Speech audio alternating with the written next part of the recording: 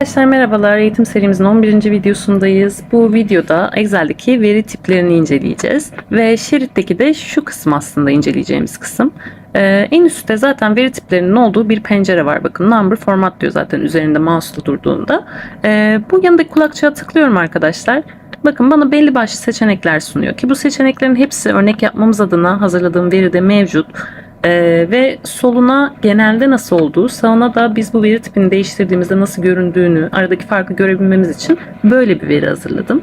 Dolayısıyla ilk başta en üstteki general yani genel dediği veri tipini anlatarak başlayalım arkadaşlar. Bakın genel veri tipi bir sayı yazdığımızda aslında Excel'in uyguladığı varsayılan sayı biçimidir. Yani genel biçimde biçimlendirilmiş sayılar çoğunlukla tam olarak yazdığınız biçimde görüntülenir. Ancak hücre sayının tamamını gösterebilecek genişlikte değilse genel biçimi ondalık sayıları yuvarlar ve genel sayı biçimi ayrıca eğer büyük sayılar yazıyorsak 12 veya daha çok basamaktan oluşan kendini otomatikman bilimsel gösterime yuvarlar.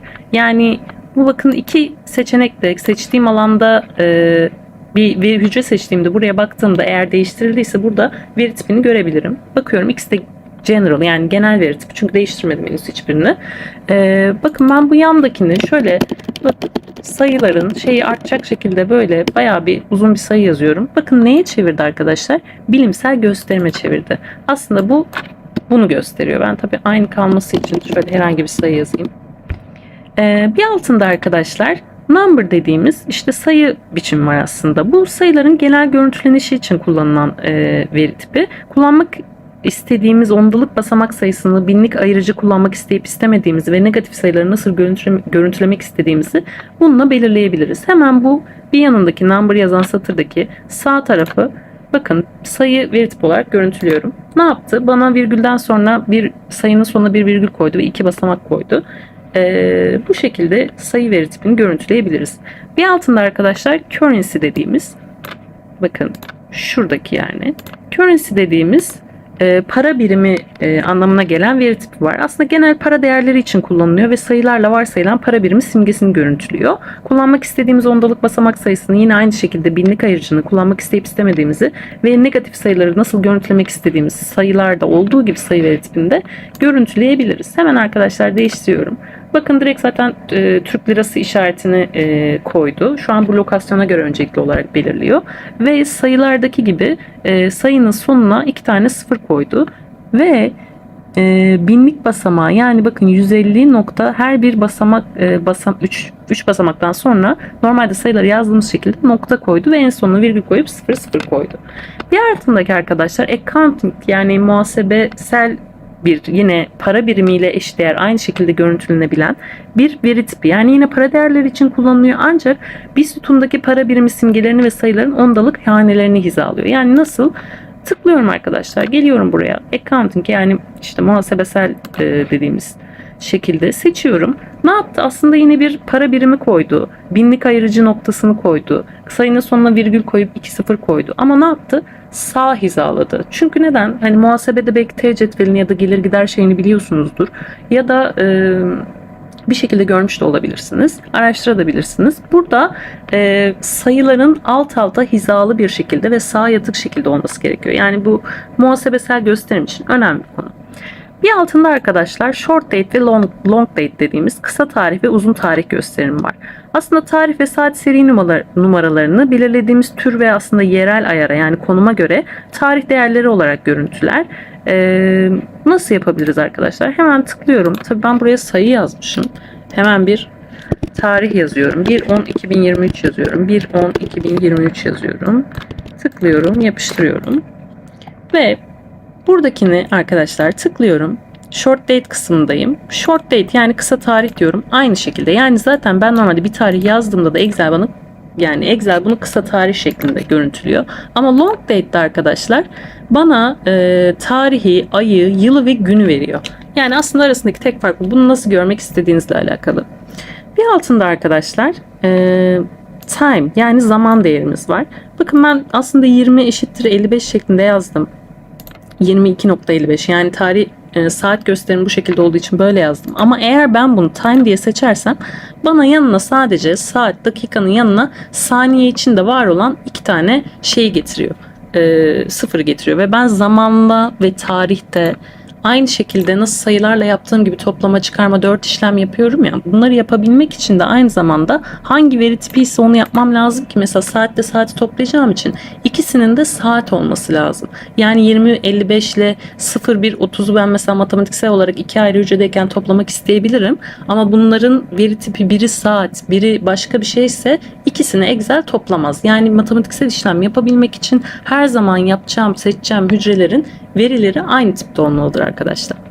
Ve bir altında aslında hücre değerini 100 ile çarpar ve sonucu yüzde simgesiyle görüntüleyen kısım var. Kullanmak istediğimiz ondalık basamak sayısını da burada belirleyebiliriz. Hemen yapıyorum bakın.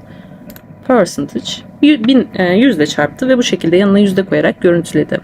Bir altındaki arkadaşlar fraction aslında sayıyı belirlediğimiz kesir türüne göre kesirli sayı olarak gösterir. Bakın 1,25 aslında nedir arkadaşlar? 1 tam 1 bölü 4'tür değil mi? Yanındakine tıklıyorum. Fraction'a basıyorum. 1 tam 1 bölü 4 olarak bana gösterdi. Yani bu matematiksel işlemlerde özellikle kullanıyorsanız, bu kesirli işlemi böyle görüntülemek istiyorsanız bu şekilde görüntüleyebilirsiniz. Ve altında scientific yani bilimsel gösterim var. Aslında yukarıda yaptığımızın aynısı. Excel zaten dediğimiz gibi belirli bir özellikle 12, 10, 12 sayıdan sonra, rakamdan sonra yan yana bunu bilimsel gösterime çeviriyor. Bir yanına tıklıyorum arkadaşlar. Scientific diyorum. Bakın bana bilimsel gösterim şeklinde bu veriyi aldı. Bir altında arkadaşlar text yani hücre içeriğini metin olarak kabul eden ve sayı yazdığımızda bile içeriği tam olarak yazdığımız gibi görüntüleyen kısım arkadaşlar. Yani bakın burada bir sayı yazıyor. Text metin demek bu arada. Text'e basıyorum ben. Bakın burayı metin olarak algıladı. Yani bu aslında şu demek. Biz bir sayının veri tipini buradan text diye yani metin diye işaretlersek bu sayıyla yine işlem yapacaksak ya da formül yazacaksak, kullanacaksak Excel bu veriyi tanımaz. Yani işlem yaptırmaz çünkü der ki yani bunu sen metin olarak tanımladın, ben sayı olarak işlemi alamam der ve hata verir. Ve arkadaşlar bir altında da custom yani özel dediğimiz kısım var. Bunu nasıl ulaşacağız ya da ne yapacağız bununla? Arkadaşlar tıklıyorum burada more number formats yani daha fazla sayı formatına gidiyorum. Bana ne yaptı arkadaşlar? Yine aynı pencereye geldi. Format cells yani hücre formatı dediğimiz pencereye geldi. Bu pencereye nereden gelmiştik? Hizalamayı işlerken, işte veri tipini işlerken ya da işte kenarlıkları, arka planı vesaire işlerken yine aynı yere geldik arkadaşlar. Burada bakın aslında şu kulakçığa basıp tıkladığımızda var olan tüm şuradaki veri türleri mevcut. En altında da custom diye bir kısım var arkadaşlar. Özel seçeneği. Ben buraya normalde bana verilen yazı tiplerinden daha farklı bir yazı tanımlayarak kullanabilirim arkadaşlar. Örneğin diyelim ki ben sayıların yanına bu verideki adet yazısı yazsın istiyorum ama bu verilerle işlem de yapacağım. Yani mesela bir hücrede 3 adet yazsın istiyorum ama o verilerle işlem yapacağım matematiksel. Eğer hücrenin içine ben klavyeyle manuel olarak 3 adet örneğin yazarsam bu artık bir sayı değil metin olacağı için Excel bununla matematiksel işlem yapmaz. Yani bu 3 adetin içinden sadece 3'ü almaz ve zaten bunu da tek tek 3 adet 5 adet falan gibi yazmak da çok mantıklı değildir, bir iş yüküdür. İşte bu gibi durumlar için ben bu custom yani özel kısmını kullanacağım. Nasıl yazabilirim arkadaşlar 3 adeti? Buraya geliyorum.